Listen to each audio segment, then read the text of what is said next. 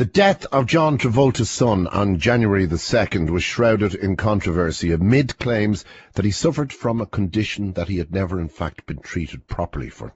But did 16-year-old Jet Travolta die unnecessarily because of some thinking on behalf maybe of his parents and indeed their beliefs in relation to the Church of Scientology? My next guest knows that church's inner workings better than most people. He was recruited into its fanatical, militant inner core, the Sea Organisation. He worked in its rehabilitation project force, which he likens to a Khmer Rouge re-education camp. Then, after 20 years' service as a model staff member, he started to question the organisation. With considerable difficulty, he finally escaped in 2006. After evading their internal security police force, yes, apparently they do have one, he made it back to his hometown in County Cork. The Church of Scientology have tried to ban his new book. It's called The Complex. An insider exposes the covert world of the Church of Scientology. Author John Duignan joins us now from our Cork studio. John, good morning and welcome. Good morning, Gerry. How are you? Good morning and welcome back, in fact. Yeah, exactly. Now, the Church of Scientology, a very wealthy, extensive and influential organisation, counting amongst its members many famous and indeed influential people, including John Travolta and indeed Tom Cruise, and many others. They are renowned for their quick response to anything that is either taking away or detracting from their message, or questioning the message, or their practices or beliefs. And in fact, they are very active in terms of litigation. They will have you taken off the shelves before you can say Valkyrie. Now, you have written this book, and I would imagine the moment they heard about this, the radar got switched on very swiftly. And in fact, they have managed to pull the book from Amazon.uk, haven't they? Yeah, well, I mean, from the UK altogether, it's you cannot get the book in the United Kingdom. It's impossible. They, using the UK libel laws, they moved very quickly to stop the book. And they have successfully stopped the book. So they actually got an injunction to prevent, or did they just warn off the distributors? No, they used that. They probably did that as well. They seem to be very good at warning distributors. But there is a friend of mine who I mention in the book, and I actually don't mention him in any negative way. Just a very kind of fairly realistic, honest, discussion about him. Yeah. And then next thing we know, this is just literally, I suppose, 7 days, 10 days maybe after the book was released in Ireland, we get a letter from Carter Ruck, the big, the major UK libel firm, from presumably representing this fellow. And were they bringing action, or were they warning you off in terms of privacy laws or in terms of libel? Libel. Okay. That what he considered libel, because, well, this is what they said, that he considered that his character was disparaged in regards to his fellow Scientologists, right? Now, my own assessment of that is there's no way this guy could possibly afford to use Carter Ruck. There's something else going on there altogether. Carter Ruck are a very, very, very expensive firm indeed, from the research I've done in it. So you believe that the Church of Scientology was probably funding the action? That's typical. I mean, it's very, so very you would typical. trace this back as yet another attempt to stop any negative comment about the organisation? Well, yeah, and then within... Or even debate. Well, even debate, and they certainly do not want debate, because they don't stand up to debate at all.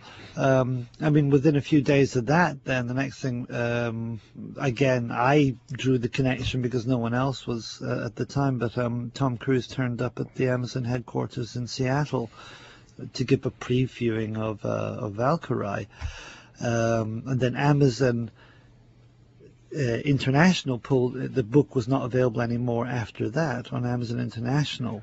However, that was since dealt with, and now Amazon International are making the book available, but not Amazon UK and not any.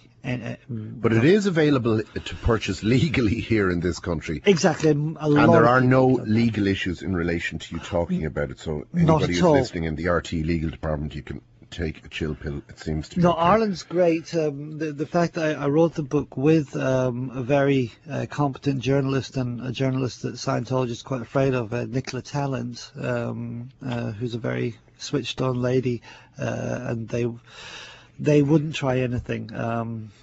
Nicola would be well known to newspaper readers in this country. She'd be well known, yeah exactly. Now, let's just, for the innocent, and there may be a few of them listening still, can you just remind us of what the Church of Scientology is? When we say a church, of course, to a lot of Irish people who may not go into the detail, they may think it's an offshoot of a Christian church. It's in fact, nothing could be further from the truth. It's not a church at all. It's a business, and what it sells is its very own brand of psychotherapy, which is a bit of a mishmash of kind of, I suppose, behaviorist and Pavlovian techniques and a few other bits and bobs thrown in. And then a lot of very, very strange sort of mind techniques, if you like, to, well, mess with people's mind, really, and get them to part with huge sums of money and get them to slavishly follow the directives of this organisation. And just very quickly, if you'll excuse me for a moment, its founder, he was a former science fiction writer, nothing against that. I mean, Arthur C. Clarke was also a bit of a genius and a science fiction writer. L. Ron Hubbard.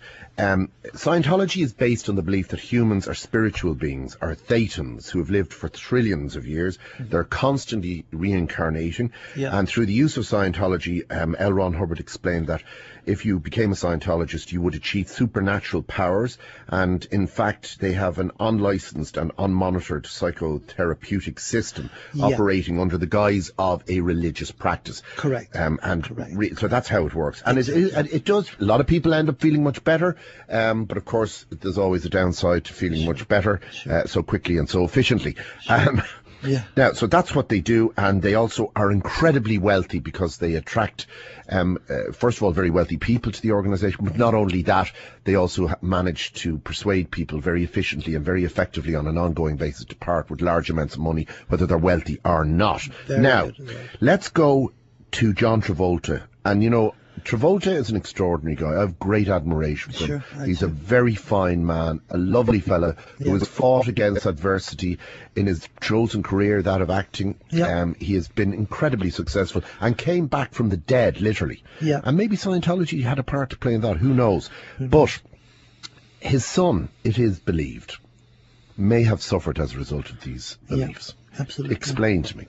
Okay, first of all, my heart goes out to John and Kelly. You know, that's a hard, that losing a child is, you know, a devastating, and I don't want to make light of that at all. What I do want to emphasize the fact that Scientology's bête noire, its enemy, is psychiatry. And the reason is pretty obvious, because it's in direct competition to Scientology's core business, you know, which is its own psychotherapy. Jet Travolta, this again, I don't know the boy, I never knew the boy, but according to John Travolta's brother, who works with autistic children and lobbies for, you know, for more assistance and intervention for autistic children, said that boy is autistic. And the YouTube clips I watched, there was a couple of clips of him I saw, you know, he was certainly neurologically damaged in some way or other. Scientology does not, it refuses any intervention from the psychiatric profession. It considers it to be evil and dangerous, and anybody who does get involved in using psychiatry cannot do Scientology anymore. He's not allowed to do any of the Scientology levels anymore. So John and Kelly, by virtue of their involvement with the organisation, would have been precluded from seeking any sort of conventional psychotherapy or conventional psychiatric help for their son, or even learning programs or anything like that. Yeah, I mean, I was talking to a friend of mine, a guy called Mick, who now lives in Colorado now, and his child is deaf-blind and also had some aspects of what seemed like similar symptoms, and for a time was suffering from seizures, which is what Jet Travolta was suffering from. And then with the proper medication, he was able to get rid of those and, well, live as normal as he can, but in a very loving, nurturing environment. And he was furious and disgusted and dismayed at what, because he knows, because Mick was in Scientology for 20 years as well, him and his wife Nancy, and he was disgusted at what was happening there, because what Scientology will do, they take people off. If say someone has been put on psychiatric medication, they'll take them off and they'll put them on some kind of a vitamin regime. It's one thing that they're selling now in their psychiatric front group, their anti-psychiatric front group called CCHR, Citizens Commission on Human Rights.